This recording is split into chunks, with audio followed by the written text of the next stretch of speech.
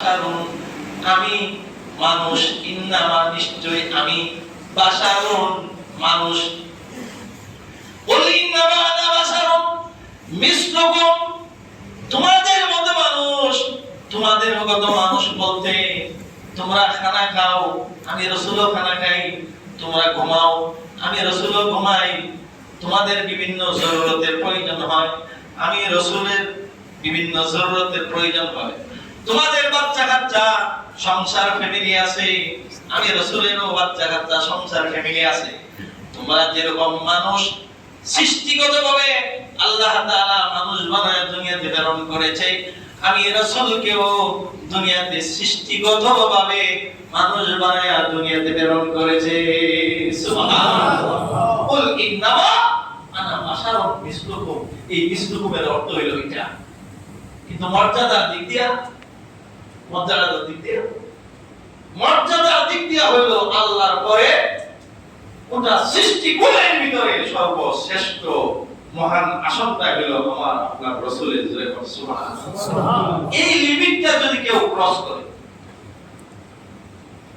এই পজিশনটা কেউ যদি ক্রস করে যে আল্লাহর পরে জগতের শ্রেষ্ঠ, এখন আল্লাহর পরে নামে না, যদি আল্লাহর সাথে লাগান তাহলে কি হয়ে যাবে? বলেন কি হবে? শিরিক মানে শরীকানা মনে করা। অনেক আছে এগুলো, আমরা এগুলোর জাহেল মনে করি, মূর্খ। কোরআন হাদিসের জ্ঞান নেই, শরীয়ত মালিকদের কোনো জ্ঞান, বেলায়েতের নূর নাই, না বলছে গাজা টানে আর মনে করেন যে বিভিন্ন ভাবে উল্টা পাল্টা চললা, এগুলো উল্টা পাল্টা কইরা সমাজ থেকে বিভ্রান্ত করতেছে। এগুলো সত্যিকার অর্থে আমার ভাইরা খেয়াল করে আমি একটা জিনিস আপনাকে বুঝাই, যেহেতু কথাটা জেহেরে আসছে। দুধ আছে না, দুধ মন্থন করলে কি হয়? কি হয়? ঘি থেকে মাখন হয়। দুধ ছাড়া কি মাখন হইব? বলে হবে? হবে? প্রশ্নই আসে না। আমরা ধরেন জমিনে ধান বপন করি, গাছ হয়, গাছের পরে ধান হয়, ধানের পরে এটাকে সিদ্ধ করি, সিদ্ধ করে এই ধানকে মেশিন দিয়া কি করি? ভাঙাই, ভাঙানোর পরে চাল হয়, এই চাল যায় ভাত হয়, সেই ভাত যায় আমরা খাই। তাহলে আমাদের সকলের মাথার ভিতরে কি থাকে? ভাত।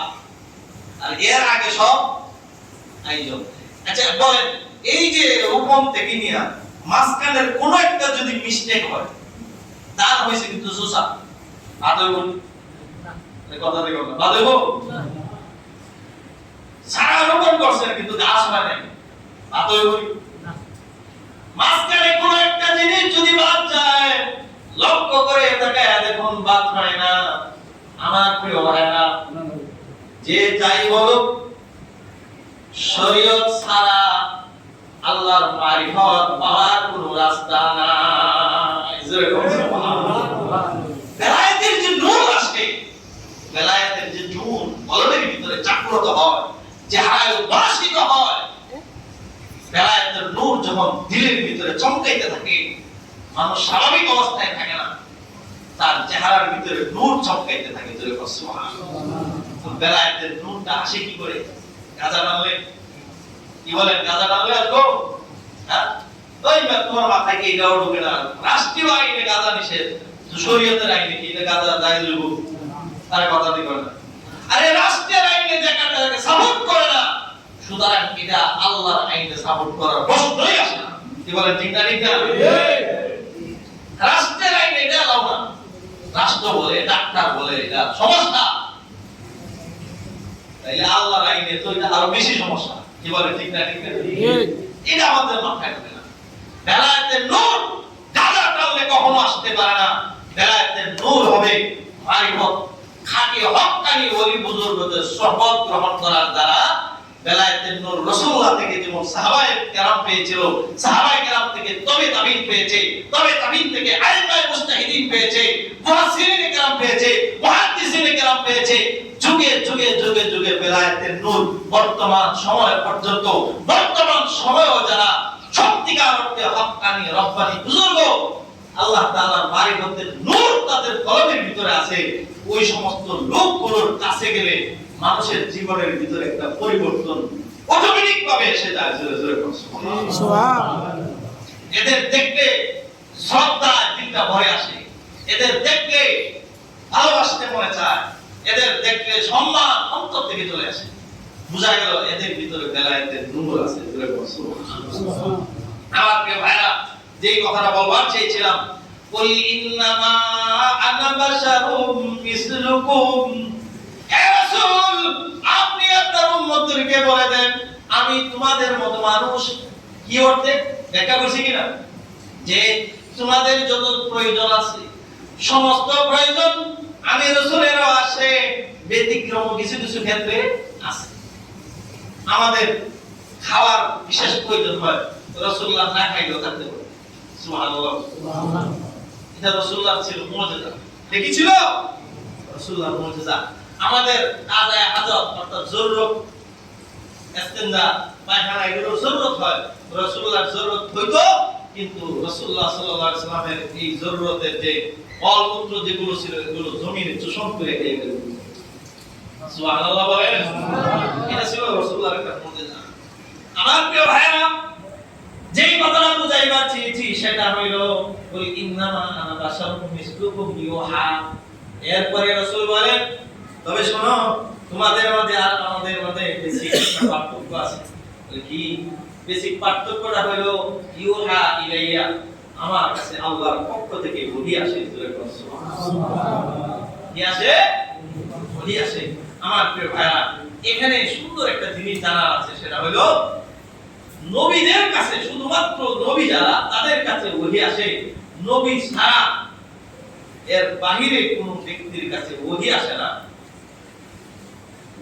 নবী ছাড়া অন্যান্য মানুষের কাছে যেটা আসে সেটার নাম হলো ইলহাম। বলেন কি? ইলহাম। কি হয়? ইলহাম হয়। ইলহাম আর ওহীর মধ্যে পার্থক্য আছে। ওহীটা হলো অথেন্টিক, এটাকে অগ্রাহ্য করার কোনো স্কোপ সুযোগ, ওহীকে অস্বীকার করার কি নাই কোনো সুযোগ। ওহীকে কেউ যদি অস্বীকার করে তাহলে তার ঈমান সব কিছুই থাকবে না। মানে আমাদের ঈমানের ফাউন্ডেশন ভিত্তিবস্তু হলো ওহী। জোরে বলুন সুবহানাল্লাহ। কাজেই ওহীকে অস্বীকার করার কি নাই কোনো সুযোগ নাই। কিন্তু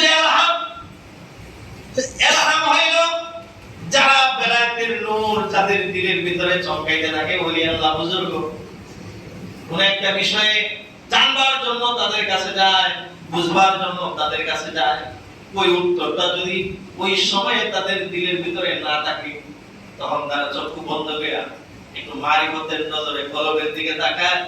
আল্লাহ রাব্বুল আলামিন গায়বী ভাবে তার ওই কলবের নূরের মধ্যে বা কলমের ভিতরে আল্লাহ তাআলা ওই প্রশ্নের সঠিক সমাধান আল্লাহ গায়বী ভাবে ঢেলে দেয়। এটাকে বলা হয় ইলহাম। এটাকে কি বলা হয়? ইলহাম। ওহী হলো শরীয়তের দলিল, ইলহামটা হয় ওলি বুজুর্গদের, আর ওহী হয় নবীদের ক্ষেত্রে। আমার প্রিয় ভাইরা, কুল ইন্নামা আনা বাশারুম মিসলুকুম ইউহা ইলাইয়া আন্নামা ইলাহুকুম ইলাহুন ওয়াহিদ। আন্নামা ইলাহুকুম ইলাহুন ওয়াহিদ। আল্লাহ বলেন আমাদের ইলাহ হলো একজন ইলাহ। বলেন কয়জন ইলাহ? একজন। আর জোরে কয়জন ইলাহ? একজন। একটা হলো শিরক। শিরক অনেক প্রকার আছে। একটা হলো শিরকে জলি, আর একটা হলো শিরকে খফি। প্রকাশ্য শিরক আর একটা হলো গোপন শিরক। আল্লাহ রাসূল বলেন প্রকাশ্য শিরক এবং গোপন শিরক, সব রকমের শিরক থেকে আমাদের বেঁচে থাকতে। প্রকাশ্য শিরক তো আমরা সাধারণত করি না। প্রকাশ্য শিরক হলো আল্লাহর জায়গায় অন্য কাউকে আল্লাহ মনে করা, আল্লাহর সাথে কোনো কিছুকে শরীক করা, যেমন দেবদেবীর পূজা করা, মূর্তি পূজা করা, এগুলাকে আল্লাহর সাথে প্রকাশ্য শিরক। কিন্তু আরেকটা শিরক আছে, শিরকে খফি, গোপন শিরক, দেখা যায় না। যেমন আমাদের রাজ্জাক কে? আল্লাহ। আওয়াজ করে বলেন কে? আল্লাহ। রিজিক দেন ওয়ালা কে? আল্লাহ।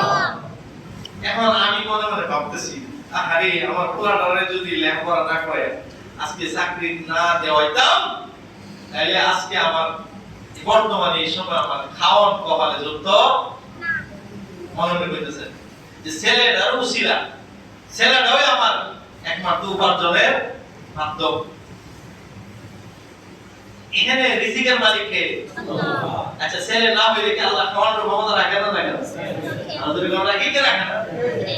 ঘটনা আসছে, তানভীর রহমাতুল্লাহ একটা ঘটনা হয়েছে যে একটা মরা গাছের ডাল, খেজুর গাছের ডাল, এখানে একটা কানা অন্ধ সাপ পড়ে রয়েছে। একটা পাখি দূরে থেকে আসে আর যায়, আসে আর যায়, আসে আর যায়। তো ডাকাইতের দল রাতের বেলা চুরি করতে যাবে, ডাকাতি করতে যাবে, তো দিনের বেলা ভেনে গোপন জায়গা আস্তানা যায় পরামর্শ করবে। তো ডাকাইতের সর্দারের দৃষ্টি পড়লো একটা পাখি আসে আর যায়, আসে আর যায়। অবশ্যই আচ্ছা দেখি তো কি ব্যাপারটা কি। আমার প্রিয় ভাইরা, ডাকাইতের সর্দার যখন ওই খেজুর গাছের আগার মধ্যে যায়, খেজুর গাছের পাতা নেই, মরা গাছ, যা দেখে একটা অন্ধ সাপ হা করে তাকায়া থাকে, আর ওই পাখিটা বিভিন্ন জায়গা থেকে পোকামাকড় আহরণ করে করে তার মুখে এনে দেয়।